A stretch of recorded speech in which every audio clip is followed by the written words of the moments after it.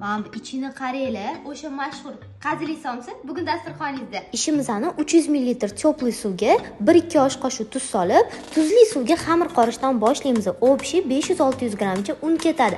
Xamirimizni обязательно 4-5 marta tindirib, mushlab turishimiz kerak. Nachinkam uchun svetofor bolgarskiyni mayda kubik, taxm go'shtimizni ovqatga to'raganda pare, pomidorlarimizni bo'lsa mayda kubik. Endi eng qiziq joyi, qazilarimizni qancha qalin kessangiz, shuncha mazali. Yozlarimizni katta pare, bedana tuxumni ikkiga bo'lamiz. Hamma to'ragan masalliqlarimizni bedana tuxum va qazidan tashqari xohishga ko'ra ziravor solib aralashtirib qo'yamiz. Tingan xamirlarimizni yana zuvala qilib 5 minut tindirib, xuddi videoda ko'rsatilgandek tugishni boshlaymiz.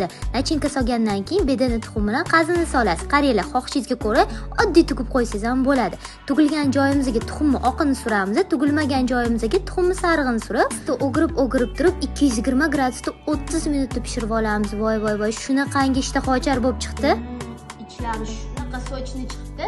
Mazasi gap bo'lishi mumkin emas.